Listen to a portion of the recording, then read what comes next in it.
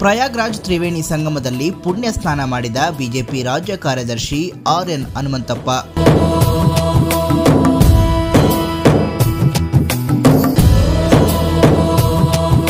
ದೇಶದ ಸುಭಿಕ್ಷೆಗಾಗಿ ಪುಣ್ಯ ಸ್ನಾನ ಮಾಡಿ ಪ್ರಾರ್ಥಿಸಿದ ಬಿಜೆಪಿ ಮುಖಂಡ.